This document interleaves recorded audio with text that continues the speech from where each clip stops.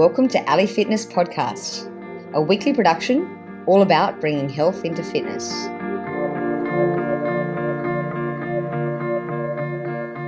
After a traumatic brain injury, Joe DiStefano dedicated his life to finding health again, stopping at nothing to regain his potential.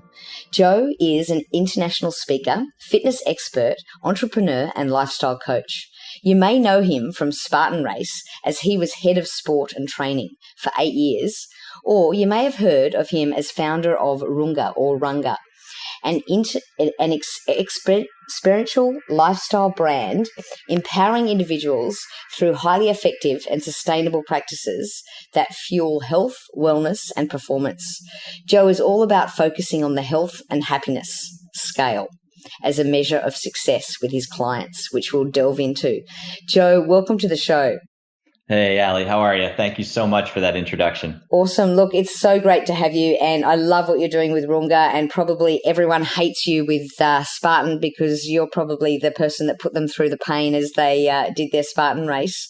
I'll only claim partial responsibility. There's a lot of amazing people over at Spartan that are on the ground building just amazing structures, and I'll take some responsibility. All right, excellent. So where to start? I guess you're an amazing human being in itself. I mean, you've obviously had a traumatic injury. Can you talk us through perhaps like what that was like, where you were in your life before and then after that?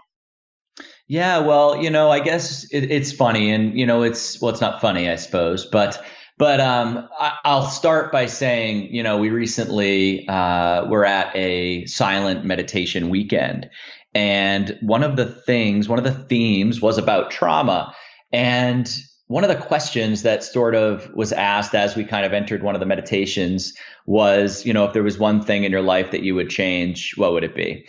And, I kind of started to think, and I kind of looked back, and I kind of earmarked a few things that I had in my life that maybe I wish wouldn't have happened. But the interesting thing was my brain injury, my head injury, wasn't on the list. And so that was sort of an interesting realization for me as I kind of looked back, when I looked at the things that I wanted to change or that I would have changed, having this event in my life that probably caused more trauma and pain than I'd ever been in wasn't on the list. And, I think looking at, what you do, Ali, and, the mission of this podcast, I think it's very much in line, because when you don't have your health, there's only one thing you want. And I think when we're healthy, we can kind of push ourselves. We can push ourselves into the future. We can, look back. We can wish things were another way. We can wish we were in the CrossFit Games. We can wish we had a six pack. But when you're not healthy and you're struggling to do just the, your activities of daily life, it puts things really in perspective. And I think for me, one of the things that my injury kind of enabled me to do was more or less be hypersensitive to these things in our life that take away from our health. So in other words, in my case, my injury was quite a few years ago, but the interesting thing about the nervous system right out of the gate is that it's an extremely resilient, extremely adaptive system. And so call it injuries or call it side effects or call it symptoms, they took almost 10 years to really manifest. So in other words, after the injury, I spent some time and just for folks listening, I fractured the right side of my skull and, had some issues in terms of the surgeries and things to more or less, without getting too graphic, fish those fragments of skull out of my brain. And, that's a very high risk surgery. And now today I've got a plate in my head and, these things. But when we kind of look back and we kind of define health as either, the absence of disease is one definition, or, you can say like the absence of pain, or, if I knew my phone number after that surgery, wow, he's made a full recovery. So the definition of health, when you're coming out of something like that is very sort of generalized. And, being a young kid at the time, my nervous system was able to combat. And I didn't realize that, as I sort of went through my life, I had all these little aches and pains and strange things. And, I don't know why my vision's not too good on my right eye. I don't know why my jaw on my right side gets stuck. So I just chew on my left. And I don't know why my right side of my neck hurts. And, so I just had all these things. And, when I was about in my early to mid 20s, 23 or so, wrapping up college and, starting my life, things just sort of, the wheels more or less just fell off. And what I mean by that is there was this cumulative load on the body that I just couldn't really work around anymore. And so, part of that was the stress of college ending / starting full-time work and employment and all the things that come with that as a young kid. But the other thing was I was running 70 plus miles a week. I was doing some triathlon stuff. I was getting more and more into CrossFit. So I'm doing this like simultaneous. This is like 2003, 2004-ish time period. And so the cumulative load on my body was pretty high, doing a lot of high intensity exercise. And what happened there is that, and I guess nutrition was another part of this because, when you're, and I'm so sorry, this is more 2005, 2006. When you're kind of in this, my undergrad is in exercise science. And so I was trying to really figure this out. And, as we do when we study things, it's like we're trying to help ourselves first, right? Sure, we want to help other people. But I think everyone that kind of dives into exercise science or psychology, which is another area I studied, these people want to find out some things for themselves. It's a little selfish too. It's like if you're really wanting to help people get fit, well, you probably enjoy fitness and you really want to kind of improve your repertoire, your knowledge, so that you can then be even more productive and live a longer, happier life yourself. And so, in my exercise science degree, we learned a lot about nutrition, but it was very conventional. And so my symptoms were confounded by eating a diet that was high in wheat and gluten and low in fat and, all the things that we used to do. And so around 2007, I was having a lot of issues in terms of I could barely walk in a straight line.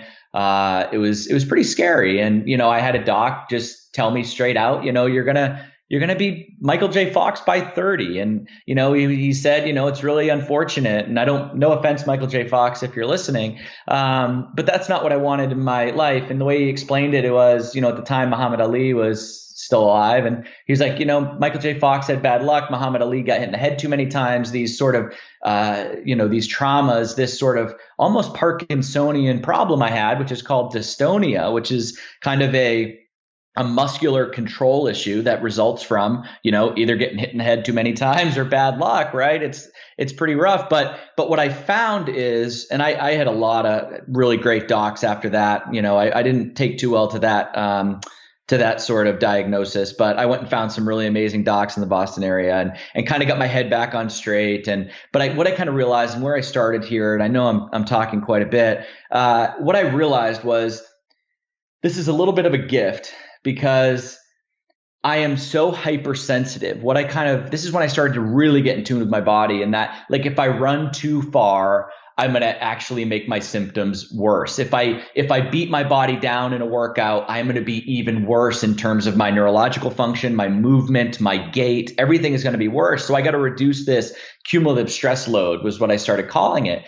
And when I bumped into, so around 2007, I went to Paul Chek was hosting a holistic lifestyle coach workshop in the Boston area, and JP Sears was actually leading it. And he's really changed a lot over the years. He's an amazing guy, but at the time he was a main disciple of Paul Chek. He was very, very, very spiritual at the time.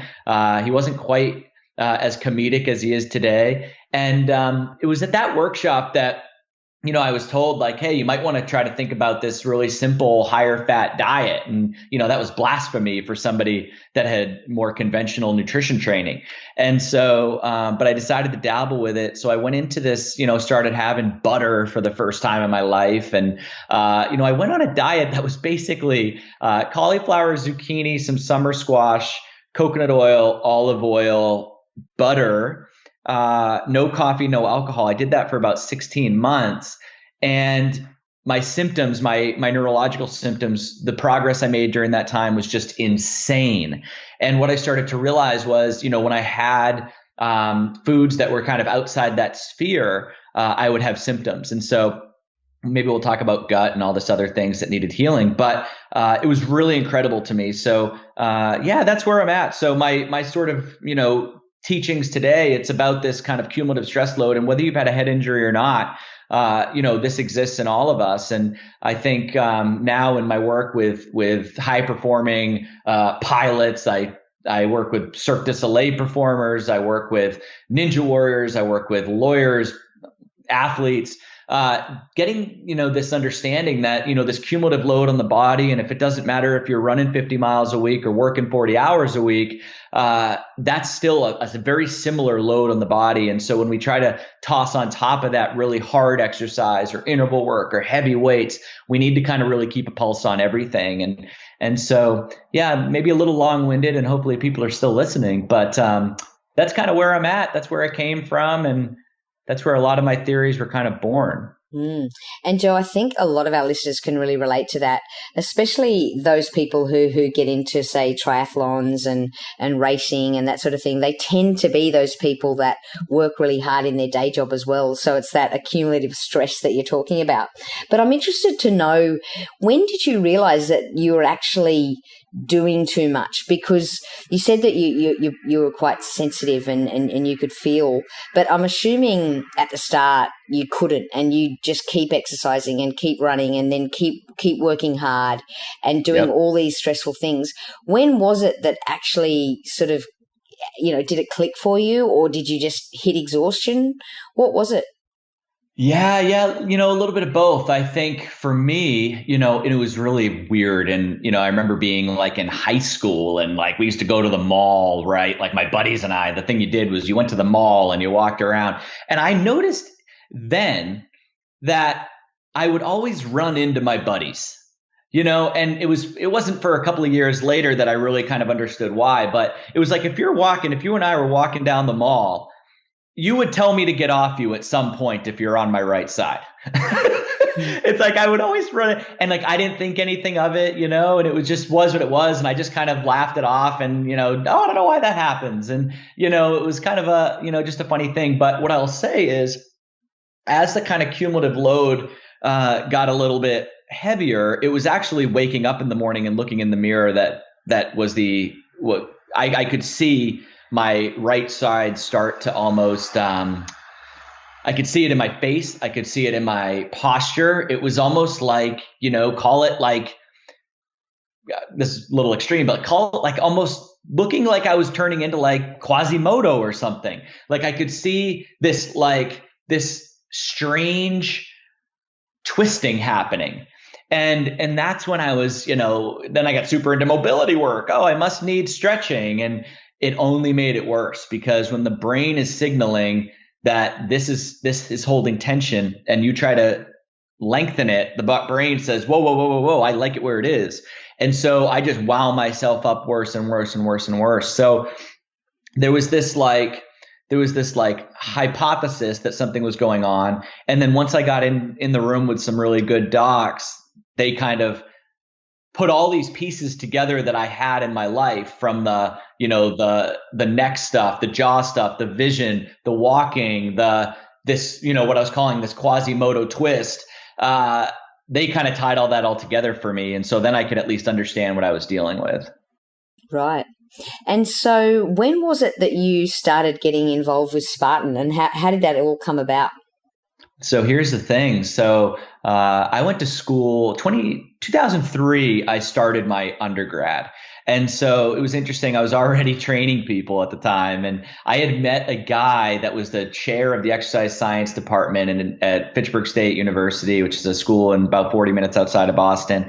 And when I met him, he said, "Hey, yeah, no, I'm really pumped. I got 100-miler this weekend." And I was like, 100-miler? What the hell is that? I had no idea, because in my head, you die at the end of a marathon. It's like the guy that ran the first marathon died, and that's as far as the human body can go. And so when he said he was going to run 100 miles, I was completely dumbfounded, and it was a super, a major motivator for me. So I ended up taking all sorts of my classes in the exercise science department with Dr. Jeff Godin, who I'm talking about, who ended up being a really good friend of Joe DiStefano, who's the founder of Spartan. Now, in 2007, I was kind of done with my degree and, really into running. And Dr. J was trying to talk me into this death race for the last couple of years prior to this time. So maybe from the second or third year in college till, 2007, you should do this death race. You should do this death race. And I was like, that doesn't sound attractive to me, and I wasn't filling Jeff Godin in on everything I was going through on the side with my head. And, everything was well and good. 2007, that's when I hit this wall with my health and my movement, and I just threw away running. I just basically stopped. I did a half Ironman. So Dr. Jeff Godin actually hosted it in 2007. He kind of strapped this thing together. This was not a sanctioned half Ironman, but the day after that, I sold my bike and quit running. And because I knew that I was winding myself down this really, really, really scary rabbit hole, and there was something majorly wrong with me. So I did that 2007, quit. Nothing in 2008. I opened a gym and traveled. 2009, 2010 is when Spartan started. Now, I hadn't really run or done any endurance sports in, 3.5 years, but I was starting to feel quite a bit better. And he called me up one day. We hadn't actually spoken very much at all in the preceding couple of years. And he said, "Hey, just wanted to give you a call because that lunatic, Joe, that put on that death race is starting a new race this weekend, and it's called Spartan. And it's 3 miles long. We're going to throw spears and light things on fire." And I was like, "Oh, well, count me in for that." That sounds like something I could get into. So the rest is kind of history. Joe had actually asked Dr. Jeff Godin to help him create some structure that was physiologically sound around the event. And that kind of graduated into creating, certifications for personal trainers that were interested in this new, quote, mud run obstacle race industry. And there we go. We were off and running. And I'll say that I never thought Spartan was going to become what it did back in those days. It was, this is a fun little side project. And it wasn't until about 2013 that I was like, wait, how many people ran the race this year? And we were, like I guess I said, we're off and running. Crazy. Yeah, we've had that lunatic Joe DiStefano on the show, and he's scared everyone off with the death run. But you're right. I mean, I don't think he even knew where Spartan was going to go and where it's going to go now.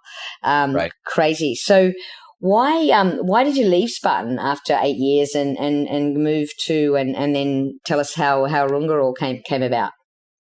Yeah, well, it's kind of interesting. And I think I just premise this with, we all need to keep a close pulse on, what we're doing in our life. We only get one ride on the merry-go-round. And if you're not really vigilant about, are you spending that time in the highest alignment for your objective and your, what you need to do to feel fulfilled, and how, you can, if you feel like you have something to contribute, are you contributing to that contribution at any given time? And knowing when to get off the merry-go-round, I think is an important step that a lot of people kind of lose sight of. And I think it takes a lot of courage. But the issue with, making a substantial life change is that, you can always measure the quote cost, right? So if I consider after 8 years, I think I might leave this job, and I never really called it a job. It was just my life. So much of my identity was around that. And, that was a really interesting thing. So in other words, I guess you can measure the cost, like what is the cost of joedi@spartan.com not being my email address anymore, and I can, dollar and cents, this is what it's going to cost. And, to my experience and what I do and my friends, this is what the cost is going to be. I'm not going to see those people as much. And then what's the reward on the other side? And the problem with this decision, and I think a lot of people in different jobs, whether they like them or not, face this. You can measure the cost of leaving, but you can't measure the benefit or the loss of leaving, right? So it's a major thing that takes a lot of courage. So I thought about it for a long time, and I think I came to the realization that I had given everything I could possibly give to Spartan, and I couldn't see I couldn't see a scenario that I could ever contribute more than that in the next 2 to 3 years. In other words, I guess that's it. I guess I had given all I had to give, and I felt like the company was going to be in a better place if they could replace me with somebody that was fresh, that was new, that had done this before, because as head of sport, I was building the sport, right? I was, in charge of drug testing. I was in charge of a lot of the rules. I wrote a lot of the rule book. I managed the world championship on the product side. So when I was thinking about this, and I was confident in my abilities, but in one hand I said, I think I can change the world with this RUNGA thing. I think I can help people at a level that I don't think I can help them under the Spartan brand, under the Coach Joe DI brand or the Coach Joe brand. And secondly, there has to be somebody that has built a sport. Maybe it's Ironman, maybe it's Major League Baseball. I don't know. But there's probably someone that can do my job better than me. But I don't think there's anyone that could do my job better than me in terms of the other things that I offer that I'm not currently doing. So I think at the time I had for years been turning down, coaching clients, speaking opportunities, consulting gigs, entrepreneurial ideas, because I had I dedicated my life to my job at Spartan. And I don't regret that, by the way. I loved every minute of it, and I stayed as long as I felt like I was the best man for the job. But when it came time to really kind of make a decision, that's what I decided. And it took a long time, from the time I had the conversation with Joe and the leadership over there to the time that I actually made the exit. It was quite a few months. So it I said to Joe DiStefano, I didn't sit here for 8 years to give a 2-week notice. So it was a very kind of long exit, and I'm still great friends with everybody there. And that's just how I made the decision. Mm. And Joe, you must have had an inkling that RUNGA was going to take off as well, because you did actually start it slightly before you left. Is that right? Yeah. So I started, and I started this event before it was RUNGA. I honestly, it was funny because when Spartan really hockey sticked, call it 2013, and I say hockey stick meaning, it was like, it was all well and good. And then all of a sudden, it was just races in 15 different countries around the world, and, hundreds of thousands of people running the event. And it seemingly happened overnight. And what I mean by that is the company went from, 12 people to 212 in a span of a couple of years. And at the early phase of that springboard, there was still 12 people. So, you can imagine how, those 12 people go from having a full-time job to a life of doing this. And, with everyone, you double, every time you hire 10 more people, you double yourself. And so all of a sudden, 5 years later, you have a real 40-hour a week, 50-hour a week job. But there was a lot of years. So I just took a vacation maybe in December of 2013. And the next year I invited some friends, and the next year we let people sign up. And, that was kind of the beginning of RUNGA. And it was this off the grid experience. When I had an inkling that it was a thing, I guess, as people say these days, was when we sold out an event in 3 hours. So we sold the event out every year in a weekend. But when I sold out an event in 3 hours, I kind of knew, and that was actually only emailing this VIP list that I had. So I had created this thing called a hunting license, and you paid $100 and it gave you 72 hours before the event actually went public to sign up, because there was only one event a year and there was a certain number of spots. And when the event sold out in the first 3 hours of the hunting license period, I was like, okay, well, I should probably, consider the prospect of growing this as a business, but being very careful not to, it's never going to be a 100 event business, right? But maybe a different type of event, maybe a larger event, maybe more of a, maybe X, Y, and Z, all these different ideas. So I decided to see what happened. Yeah. Wow. So what's the mission of RUNGA, and what does a RUNGA retreat look like, and where to from here? Yeah. So, where to from here? We're pretty clear on that. When I left Spartan, everyone's question, and Ali, if you're going to leave a job, you're going to say, if you tell somebody what's the first question they're going to ask when you say, I'm leaving my job. Well, what job are you assuming? Where are you going?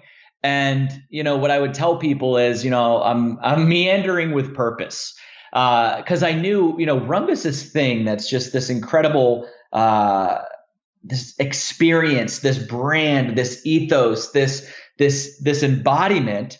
But I did want to do a whole lot of other things as well. So in other words, one of the most amazing things about RUNGA is that it's so pure. It was an event before it was a quote business, right? So it was an experience before it needed to pay people to post on Instagram and things, right? So that purity is something that is staying with RUNGA. So when I departed my job, it was not like, okay, let's go full-time Spartan, or let's go full-time RUNGA.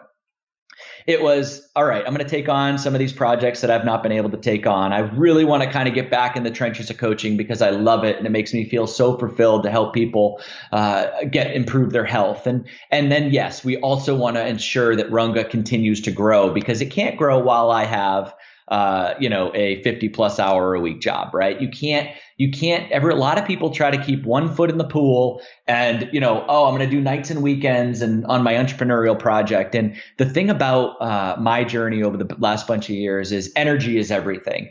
And you cannot possibly keep a foot in the pool and give everything you can to an entrepreneurial project or have the resources available to make it what it could be. So even if RUNGA didn't end up growing quickly or expanding, if I knew I was at least putting my most distilled, purest energy into it, I knew that it would, that would fulfill me. So with RUNGA, I've hired some people, and it's now got a little team that more or less manages it. And my job is to assist with long-term vision, ensure that I'm happy with where it's headed, and stay busy so I don't get too in the way of these people that I've entrusted with this thing that I've created.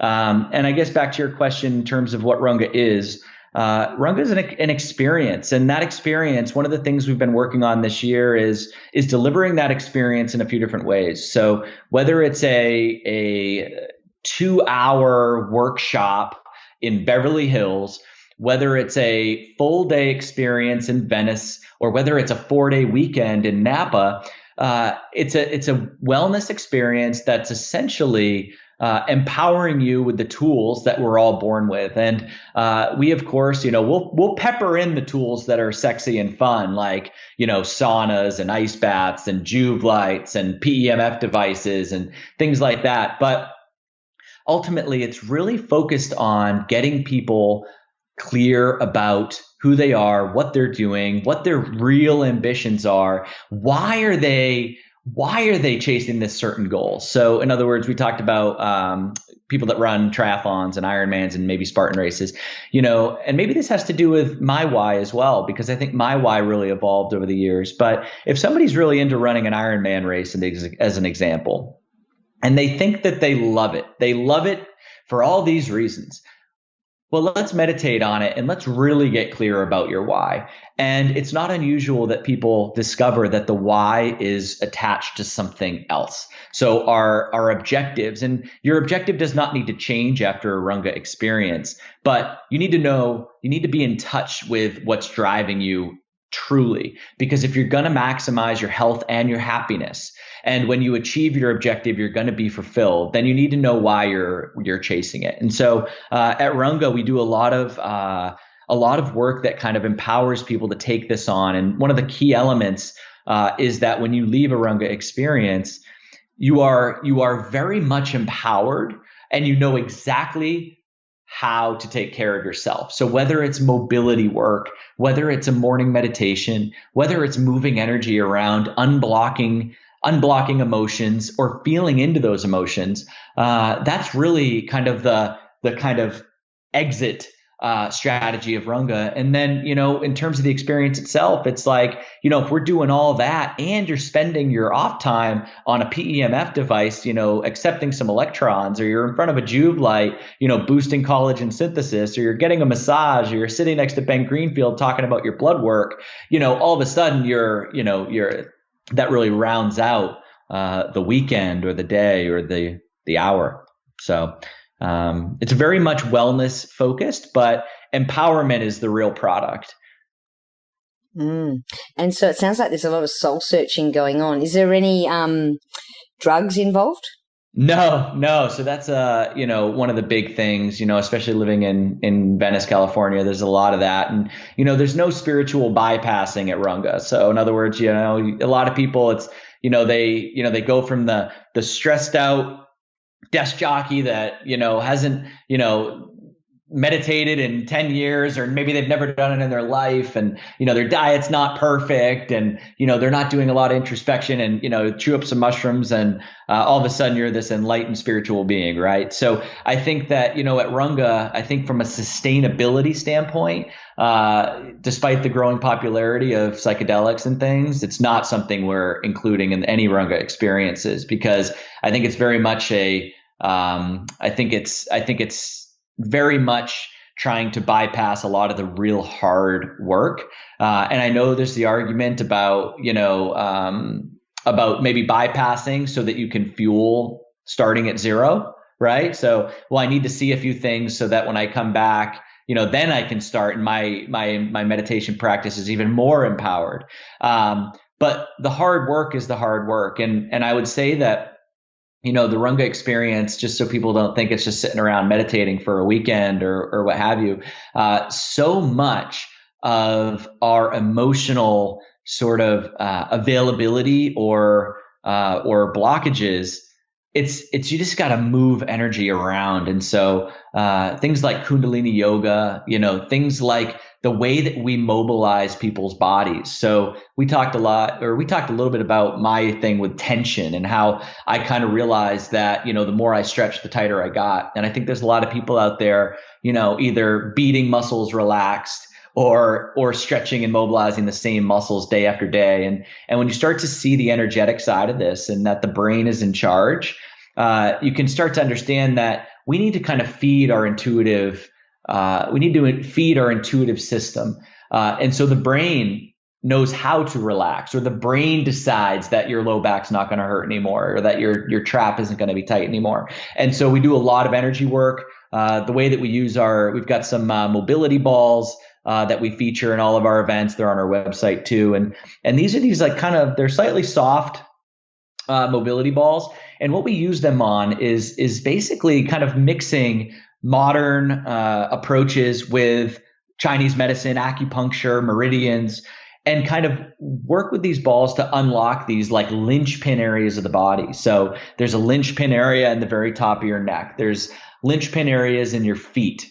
Your big toe is like a major linchpin for movement. And when you kind of mobilize these areas and you understand just how easy it is, and how 5 minutes a day for 4 days can completely change the way your body feels, and you know exactly how to do these things, you leave with that empowerment. So it's a really fun weekend, and there's a lot of mobility. There's a lot of breath work as well, which is another major way to move energy. And that's kind of the basis of Kundalini yoga. We teach you how to move your spine because those lower chakras, a lot of people have a lot of blockages and a lot of energy stuck in their lowest chakras, their root and their sacrum. And if we can teach them how to breathe and pull up on pelvic floor and get that energy moving, they think clearer, they feel the energy moving, their heart opens, and they feel like a totally new person. So we teach them how to do that. But I guess back to your question, no drugs at Runga. And good nutrition, I've heard.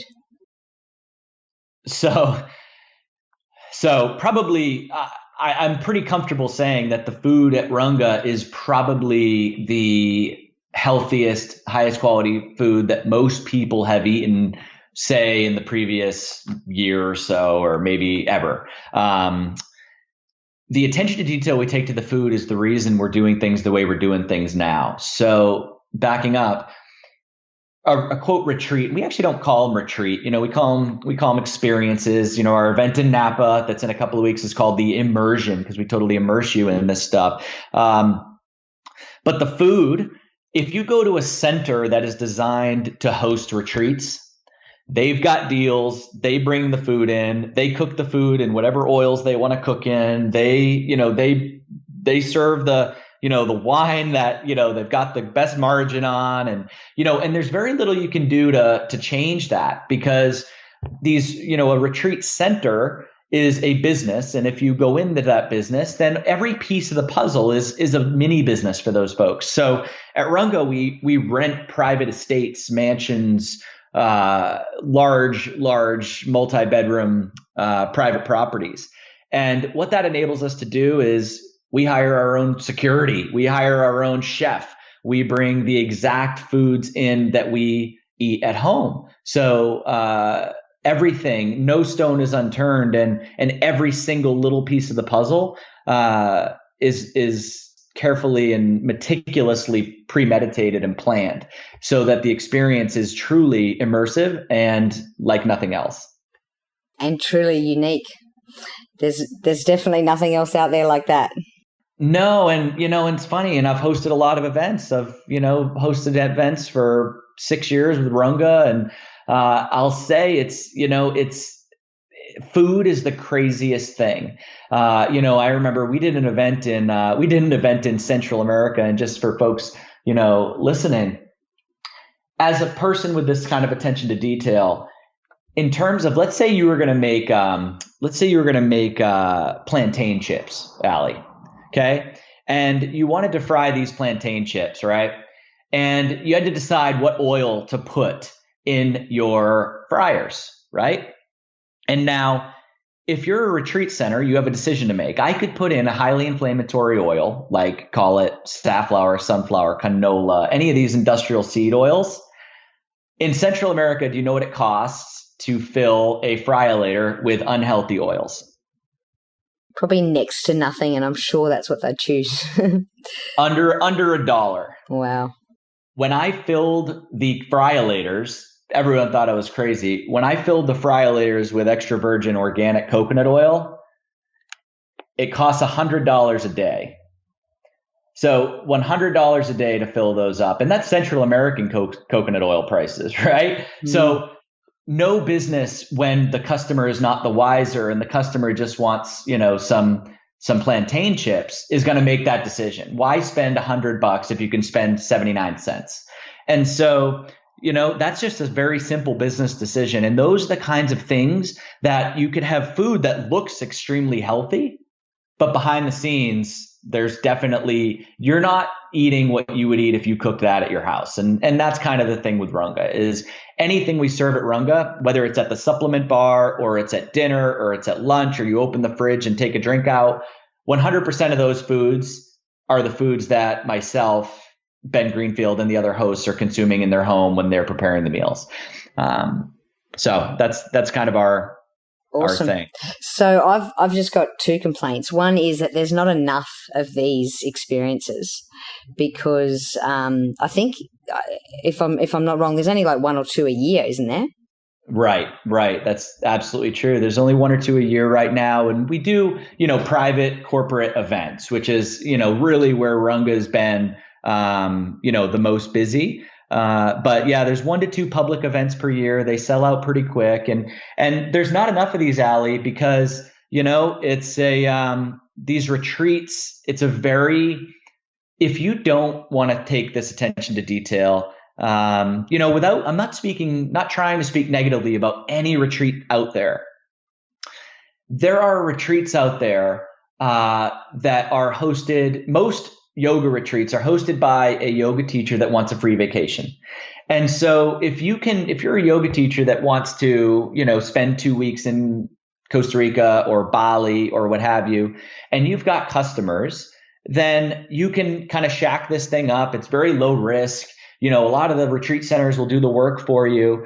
But in terms of a price point, you can make that extremely economical. There's yoga retreats that I've seen that would actually save me money versus staying home if I were to rent my house out. So I think one of the reasons there's not enough of these is that the business is an extremely challenging business.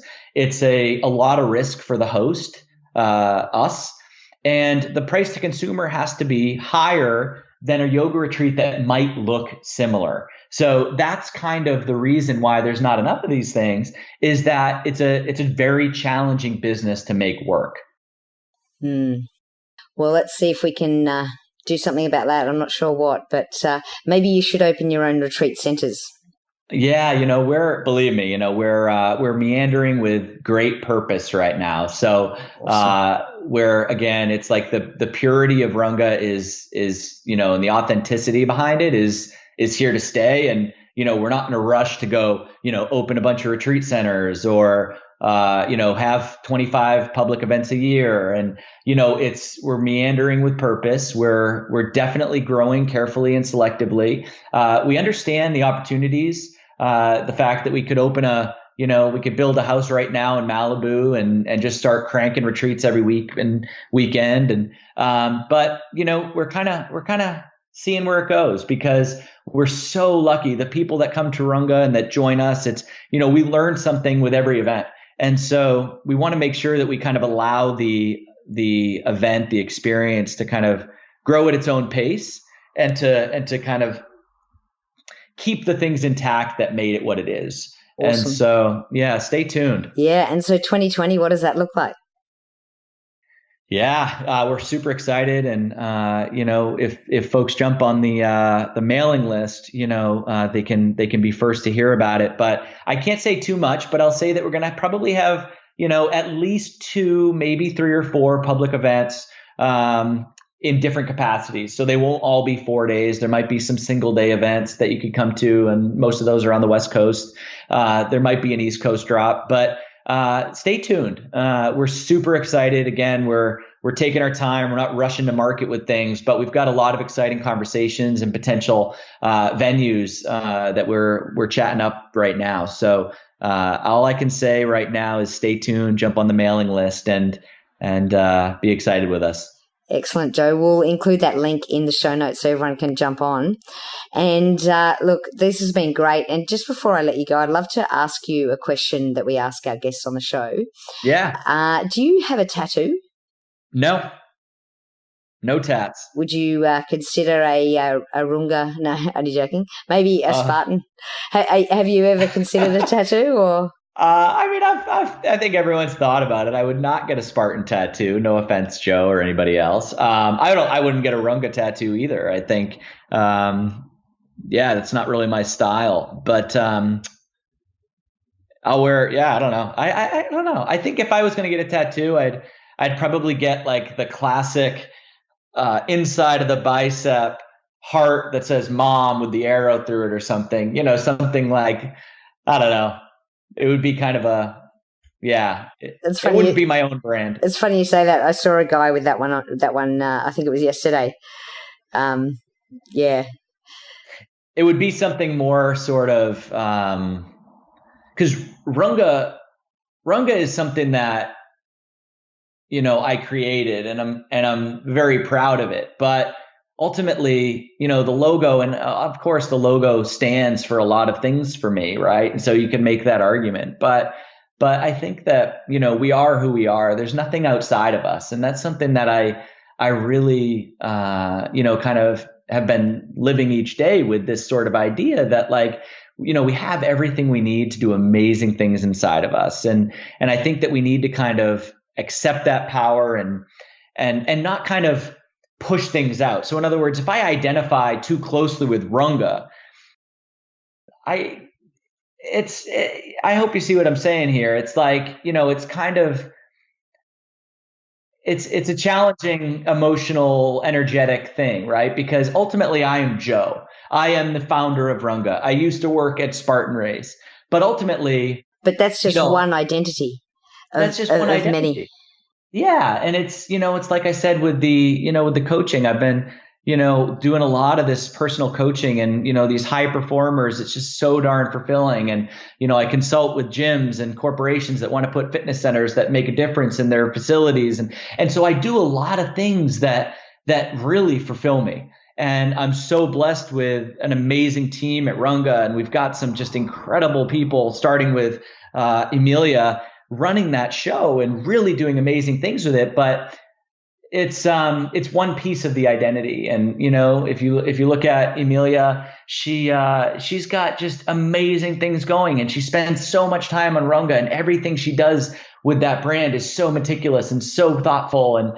But you know what? She also, teaches mindfulness in Santa Monica. She's also an amazing ear if anyone that we know needs something. She's an amazing chef. She does, she caters events every once in a while, here in Venice for folks. And she makes some of the most amazing food you've ever tasted. She's so anyways, I guess what I'm saying is, like, when it comes to a tattoo, I don't know if it could ever tell the story that just getting to know someone could.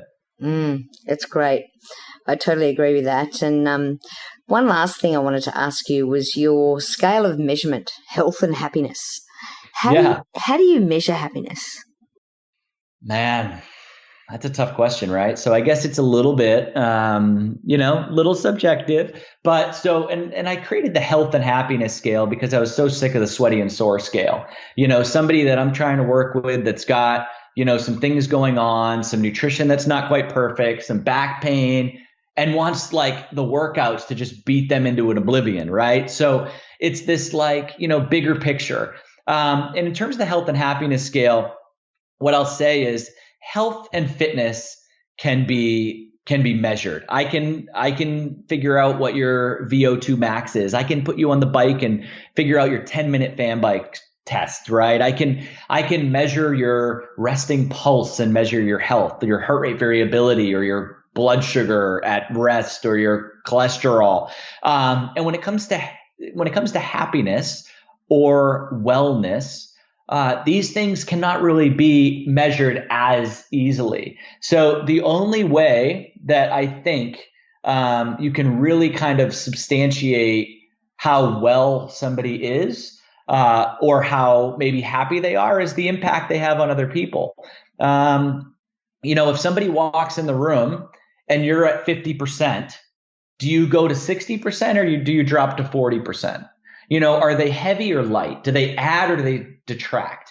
And so I think that's what wellness is. And of course, these things are also, we all have highs and lows. Sometimes it's cloudy, sometimes it's clear, sometimes we're feeling amazing, sometimes we're not.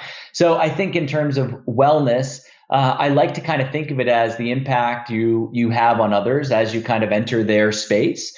And in terms of happiness, it's your sort of your attitude to life.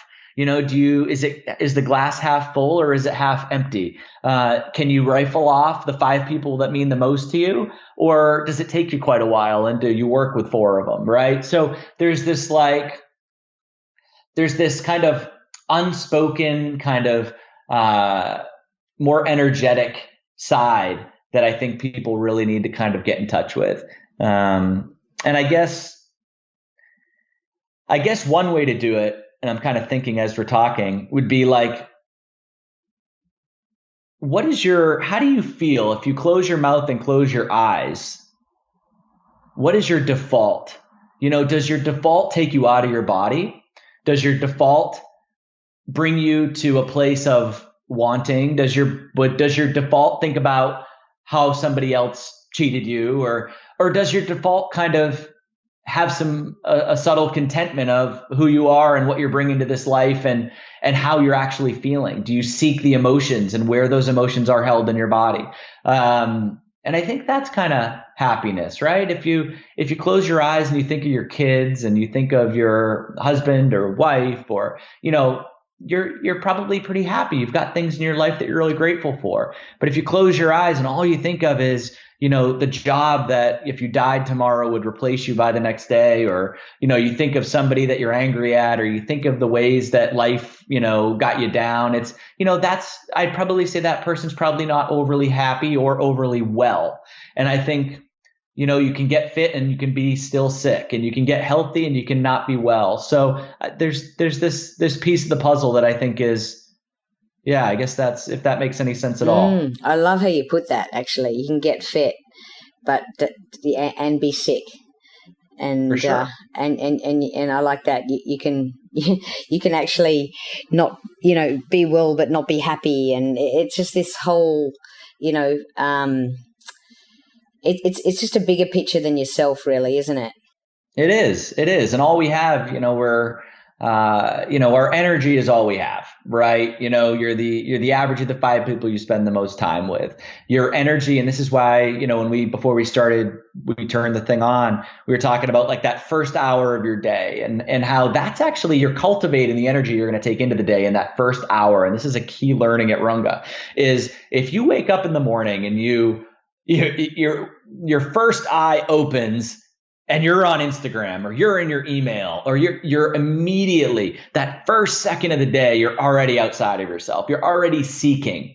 And that is one thing, if, folks want one takeaway from this, don't touch your phone for at least an hour after you wake up in the morning. And the first thing you do is some self-love. The first thing you do is you get up, you drink just the largest glass of water you can, because you deserve it, right? You deserve to be optimally healthy. Your body hasn't had a drink in 10 hours. You need to kind of assist with some detoxification that's been happening overnight. And so start the day working in, because we're working out all day, right? Everyone that we come in contact with needs something from us, at work, whatever. If you can spend that first hour, and by the way, I know people are like, I got 4 kids. You want the first hour? I know, but maybe it's the first 20 minutes. Maybe it's the first 4 minutes. Just don't look at your phone until you absolutely have to, because as soon as you do, you're kind of taking on energies that might not be your own, and they can immediately shift you into a reactive state. So if I check my email and I realized last night I forgot to do something, I'm reacting. And now it's very hard to get out of that until the next morning. So be careful with that first hour. Yeah, I love that advice. And it's almost like take control of your life rather than it controlling you. It's like people reacting to their email, letting their email determine their day. Rather than, getting on with their day and checking their emails as maybe half an hour of that day. And that's awesome advice, Joe. I really appreciate it. And if people want to know more, they can go and check out your personal website as well. And we'll put that in the show notes. Yeah. I'm Coach Joe DI just about everywhere, YouTube, Facebook, Instagram.com. And thank you, Ali. Awesome. Thank you.